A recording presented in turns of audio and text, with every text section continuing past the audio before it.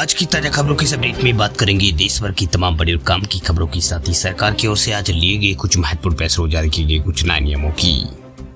तो बुलेटिन से बात करते हैं पहली बड़ी खबर से। तो ईपीएफओ ने बदल दिया है नियम। अब पीएफ खाताधारक की मौत पर नॉमिन को पैसा पाने के लिए नहीं काटने होंगे चक्कर।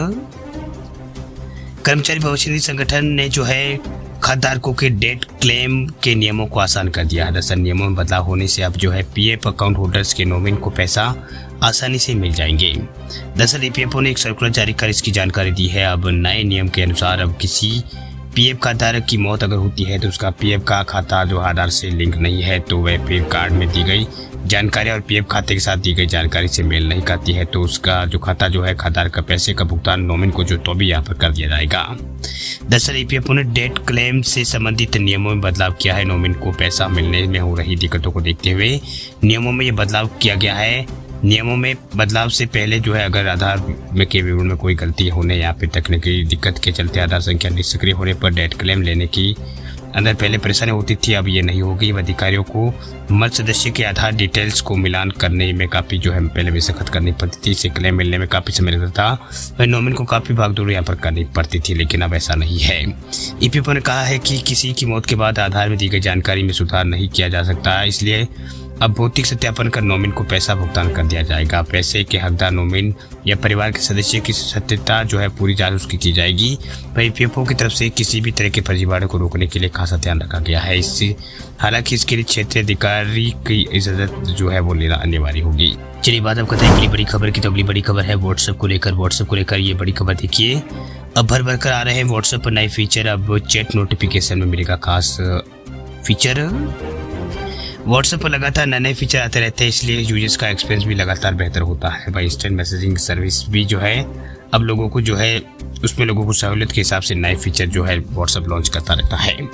इस बीच व्हाट्सएप ने एक और नया फीचर लाने की बात यहाँ पर कही है, यानी व्हाट्सएप जो है एक और नया फीचर जो है लाने की तैयारी में है। दरअसल व्हाट्सएप आने वाले दिनों में जो है अनरीड मैसेज की संख्या को क्लियर करने के लिए एक सुविधा का काम कर रहा है, यानी अनरीड मैसेज की संख्या को क्लियर करने के लिए एक सुविधा लाने का काम कर रहा है। इस नए फीचर की जानकारी बेटा इन्फो वेबसाइट ने दी है और ये फीचर कैसे काम करेगा इसका स्क्रीनशॉट भी शेयर किया है। वही दिख रहा है स्क्रीनशॉट में देखा जा सकता है कि व्हाट्सएप जब भी आप खोलते हैं तो अनरीड मैसेज की संख्या को क्लियर करने के लिए एक ऑप्शन मिलेगा, जिसे आने वाले अपडेट में रिलीज यहाँ पर किया जाएगा। इस ऑप्शन को एक्टिवेट करके यूजर्स हर बार जो है ऐप खोलने पर कोई अनरीड मैसेज का नोटिफिकेशन ऑटोमेटिकली जो है रीसेट जो है वो हो जाएगा। तो ये अच्छा फीचर जो है फिलहाल निकल के सामने आ रहा है व्हाट्सएप की ओर से। चलिए बात अब करते हैं अगली बड़ी खबर की। तो अगली बड़ी खबर है देश की इकोनॉमी को लेकर बड़ी खबर। देखिए इकोनॉमी के मोर्चे पर बड़ा झटका। एक साल के निचले स्तर पर रह सकती है जीडीपी। भले ही देश का जीडीपी जो है सरकारी आंकड़ों में करीब 10 यहाँ पर सरकारी के जो आंकड़े हैं उसे आने में 10 दिन बचे हो, लेकिन कई एजेंसियों की ओर से भारत की चौथी तिमाही में जीडीपी का अनुमान लगाना शुरू हो गया है। इंडिया रेटिंग्स के बाद अब इकरा की ओर से अनुमान जारी किया गया है। इकरा का कहना है कि भारत जो है उसकी चौथी तिमाही में डेटा 1 साल के निचले स्तर पर रह सकता है, जो कि एक बड़ा झटका। इससे पहले लगातार 3 तिमाही में भारत का जीडीपी जो है 8% की दर से ऊपर रहा था। जो चौथी तिमाही में यहाँ पर अनुमान इकरा की ओर से लगाया गया वो 7% से कम है, यानी 7% से कम रह सकता है। दरअसल घरेलू रेटिंग एजेंसी इकरा ने जो है वित्त वर्ष 2023-24 की जनवरी तिमाही की भारत में जो यहाँ पर जीडीपी जो है उसकी वृद्धि को घटाकर 4 माही में जो है निचले स्तर 6.7% रहने का अनुमान जताया है।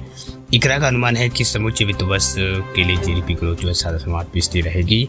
वह इकरा के मुख्य शास्त्री जो है आदित्य नायर उन्होंने कहा है कि कम मात्रा में वृद्धि के साथ साथ कमोडिटी की कीमतों में कम लाभ के साथ कुछ औद्योगिक क्षेत्र की प्रॉपर्टी में गिरावट से वित्त वर्ष 2023-24 की चौथी तिमाही में भारत की जो जीडीपी जो है उसमें वृद्धि में इस बार कमी आने वाली है।